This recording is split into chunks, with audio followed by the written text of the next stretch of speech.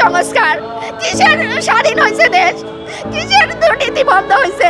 আজকে আমার মতো একটা মেয়ে রাস্তায় রাস্তায় করে অনার্স মাস্টার্স পাস করছি, ইংরাজিতে ল কমপ্লিট করছি। আমার আত্মীয় স্বজন, আমি চাই যে আমার এই সত্য আপনারা এলাকায়, আমার যে গ্রামে যেখানে জন্ম হয়েছে ওখানে বলতেছে জানেন আমার কোনো ব্যাকগ্রাউন্ড খারাপ নয়। যাওয়ার পরিশ্রমের কোনো মূল্য দিল না। অন্তরঙ্গ ছবিগুলো ছেড়ে দেয়, কৌতুকের জন্য মারধর করতে, নোংরা গালিগালাজ। আমার বাড়ি নরসিংদী, শেফালি আক্তার, আমি ভুক্তভোগী নারী। আমার হাজব্যান্ড আজিজুল হক অপু, বাড়ি ধর্মপাশা, সুনামগঞ্জ। ও নাসিরাবাদ, ময়মনসিংহ নাসিরাবাদ কলেজের রাষ্ট্রবিজ্ঞানের শিক্ষক। ওর সাথে আমার প্রথম সম্পর্ক ছিল, সম্পর্ক থেকে বিয়ে 21 সালে হয়েছিল। তারপরে 1 বছর সংসার করার পরে কিছু অন্তরঙ্গ ছবি ও তুলে রাখছিল। ওই ছবিগুলো আমি শ্বশুরবাড়ি যাওয়ার পরে আপনার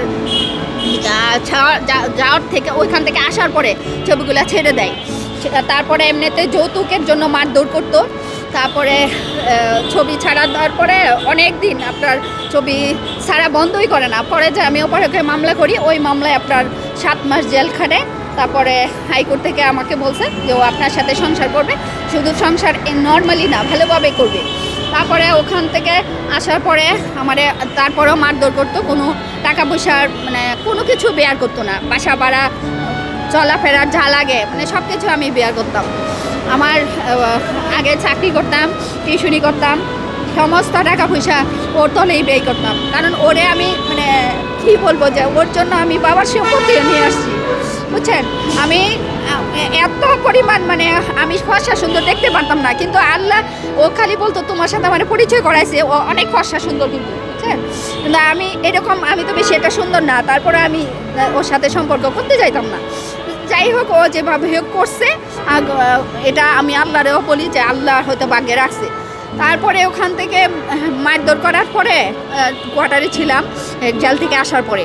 তারপরে আপনার মারধর করার পরে কোয়ার্টারের লোকেরা ওরে আমার কাছ থেকে টাকা পয়সা নিয়ে ওরে বলছে আপনি যান, যখন আপনার বেতন হবে তখন আপনার মা মানে ওর মা পরে আমারে নিয়ে যেতে বললো। পরে যখন ফোন টুন করি খালি হচ্ছে নোংরা গালিগালাজ করতো, যে তুই মামলা তুল, মামলা না তুললে আমি কিছুই করবো না। পরে আমি অপারক হইয়া অভিযোগ করছিলাম মাউসিতে। তখন ও স্ট্যাম্পুটে 4th নিয়োগে স্ট্যাম্পুটে পাই।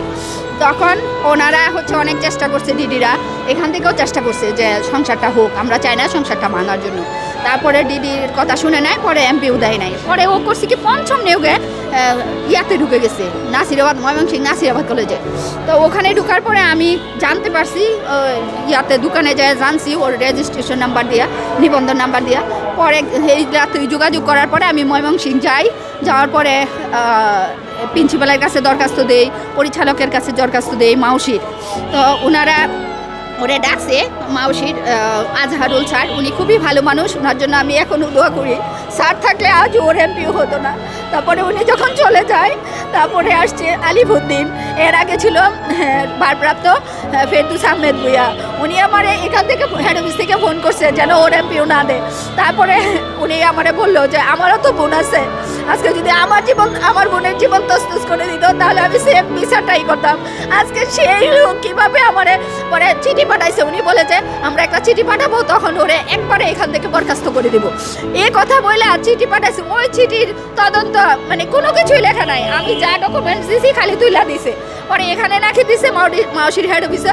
ওনারা বলেছে ও মা এটা দেখানো যাবে না, পরে আপনি আবার অঞ্চলে যান। তারপরে আমি প্রতি মাসে 3-4 করে যাইতাম সেই ময়মনসিংহ, মেয়ে মানুষ হয়ে সেই বুড়ে উঠে যাইতাম। আমার যাওয়ার পরিশ্রমের কোনো মূল্য দিল না। তারপরে এখানে আসছি নওসের আলীর কাছে, দিদি উনিও পর্যন্ত আমার বলছে যে দেখবো না, তদন্ত আসুক। এরপরে তদন্ত আসার পরে আমি জানি না, এটা আপনি ময়মনসিংহ অঞ্চলে যান। পরে বলছে ওইখানে তো আপনাদের কথাই চলে, আপনারা বললে তো ওনারা দিবে না। তারপরে আমি অনেক এখানে কান্নাকাটি করার পরে তারপরে ওইখানে আলিফুদ্দিন আসছে, যে পরিচালক, উনি ছিল না, মানে আগে যে ছিল উনি তো চলে গেছে। তারপরে ওনার কাছে অনেক কান্নাকাটি করছে, উনি চেষ্টা করছিল যে সংসারটা আপনি করেন, ওরে বলছিল।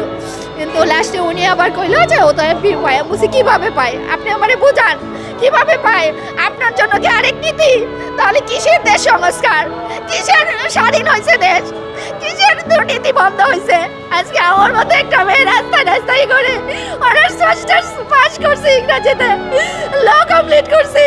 আমার আত্মীয় স্বজন, আমি চাই যে আমার এই সত্য আপনারা এলাকায়, আমার যে গ্রামে যেখানে জন্ম হয়েছি ওখানে বলতেছে জানেন আমার কোনো ব্যাকগ্রাউন্ড খারাপ নয়। আমি ফ্যামিলির জন্য আমার ফ্যামিলিটারে গুছাই দিছি, ফ্যামিলিটা প্রতিষ্ঠিত।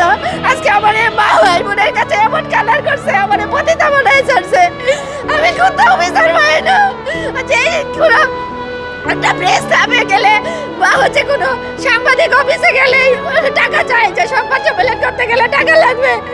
আমি কোথেকে টাকা নেব? ও আমার যে মিথ্যা অপমান দিছে, আমার আত্মীয় স্বজন থেকে দূরে রাখছে। এই যে আপনার টিচাররা দরবার করছে, আমার মা বোনে আমার দায়িত্ব নেয় না।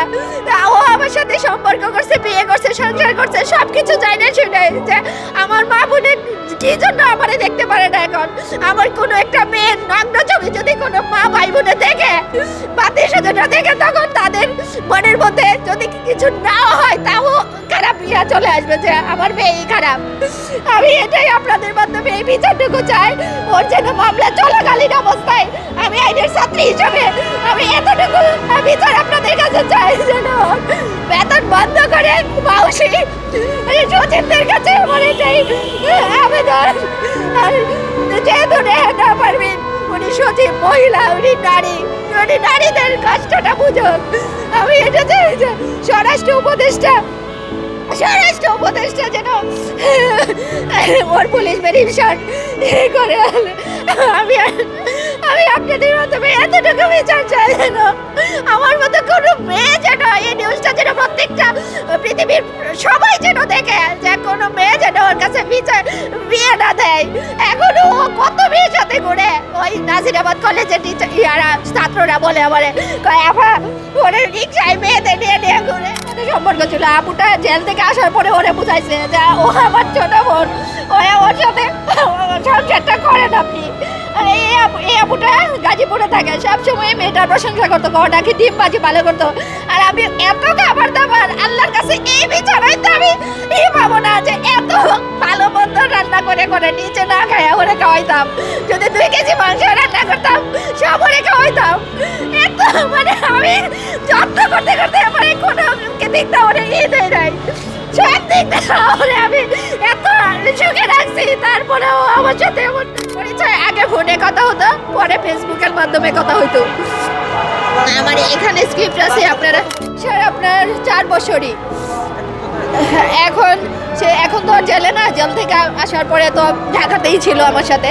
পরে এখন 1.5 বছর হয়েছে, আপনার ময়মনসিংহ চলে গেছে 5ম নিয়োগে জানতিএসের মাধ্যমে, নাসিরাবাদ কলেজ, ওখানে হোস্টেলেই থাকে।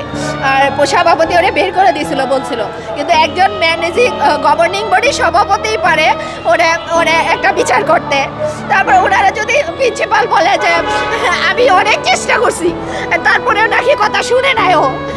যে টিচার কথা শুনবে না, ওই টিচারে কি কয় এখন এতিয়ারসি সার্টিফিকেট দিয়েছে, আর এতিয়ারসির কাছে বলে যে আপনি মাউসির কাছে যান। আমি কোথায় যাব বলেন আপনারা? আমি আমারে নিয়ে এটা নাটক পাইছে, বাংলাদেশে আইনটাকে টাকা দিয়ে কিনা যায়। ও বলে যে যদি এই মামলায় 7 বছর 5 বছর চাই জেল হয়, ওরা কি আপিলে যাবে। আপিলে গেলে কি আমি প্র্যাকটিস করি, আমি কি বসে থাকবো?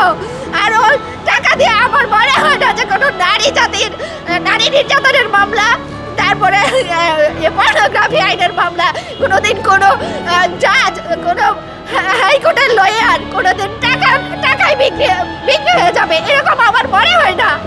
আমি আইনের ছাত্রী হিসেবে আমি ওদের কাছে এটাই চাই যে পৃথিবীর সমস্ত দেশবাসীর কাছে আমার এটাই, সাংবাদিকদের কাছে এটাই আমার আবেদন, যেন ওরা ওখান থেকে বের করে দেয়, ওই নাজিরাবাদ কলেজ থেকে বের করে দেয়। রাষ্ট্রবিজ্ঞানের শিক্ষক আজিজুল হক, মানে তার সমস্ত নাটক ওই কলেজকে কিভাবে জানি ও কনভিন্স করছে। আমি যারা ভালো টিচার বয়স্ক, আমি তো এইসব আপনাদের এই সংবাদগুলো আমার কাছে পাইলে আমি হচ্ছে ওই কলেজে দিলে কিছু যেগুলো ওর পক্ষের, ওগুলো ওরা আমার অবান্তর মন্তব্য করে। আর যারা ন্যায্য বিচার বা বিবেক দিয়ে কথা বলে বিচার করে, তারা ঠিকই আমার ভালো কথা বলে যে আপনি জিতবেন, এই লড়াই আপনি জিতবেন, আমাকে বলে ওনারা। এই মেয়েদের সাথে ছিল, তারপরে এখন জানি না কয়টার সাথে আছে। আমার সাথে আসার পরেও ভিডিও ফোনে বলে আমি যখন বাসায় থাকতাম না, দেখা গেছে বাজার করতে যাইতাম বা নিচে যাইতাম কোনো কাজে গেলে, তখন আমার ভাড়া 2 রুম নিয়ে থাকতাম, তো যে 1 রুম ভাড়া দিয়েছিলাম কোয়ার্টারে, তখন ওই ভাড়াটিয়া ভাবি বলতো যে আপনি চলে গেলে ভিডিও ফোনে কথা বলে। তারপরে আমার সামনে কোনোদিন মোবাইল করতো না, মানে এমন লক লাগাইতো যে এমনি টান দিলেও আসতো না, বুঝছেন? মানে আমি আমারে দিয়ে ফোন কেনাইছে, ওর সমস্ত কিছু জেল থেকে আসতে পরে আমি সব কিনে দিছি, ওর পায়ের স্যান্ডেল থেকে নিয়ে চশমা থেকে নিয়ে যা লাগে কাপড় চোপড় সব আমার টাকায়।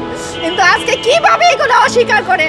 আর যে খাবার দাবার খাওয়াছে, আমি কি বলবো, আমার জীবনে আমি প্রতিষ্ঠিত হয়ে গেছিলাম, আমার সব টাকা পয়সা ও গায়ে গেছে গা, আমার রাস্তার পকেট বানায় দিয়ে গেছে গা। আমি এখন টিউশনি করি আর লয়ার হবো, এই জন্য মানে আল্লাহর কাছে খালি 5 ওয়াক্ত নামাজ পড়ে এটাই বলি যে আমি একটা বিচার চাই। এই প্রেসটাকে আমি আজকে 3 মাস আসতেছি, তারপরে ওখানে ভিতরেও ঢুকছি, টাকা চাই, আমি কোথাও একটা ভালো নিউজ পাই না, সরকারি নিউজ। তারপরে ওই নাসিরবাদ কলেজের ছাত্ররা বলে, টিচাররা বলে যে আপনি সরাসরি নিউজ করেন, আমি কিভাবে করব? আমি এখন শুধু আল্লাহর কাছে বলি, আল্লাহ আমার এই সত্যটা তুমি চারদিকে ছড়ায় দাও, যেন ও কুত্তা মুখ না দেখাইতে পারে। আমার যেরকম আত্মীয় স্বজনের কাছে, এলাকার মানুষের কাছে খারাপ করছে, আমার এখনো আমার বাড়ির মানুষ গেলে আমারে খোঁটা দেয় যে তার নগ্ন ছবি দেখছি।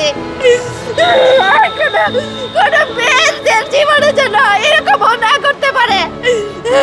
এরকম শিক্ষক হইয়া ও কিভাবে এরকম মনুষ্যত্ব নিয়ে শিক্ষকতা করে?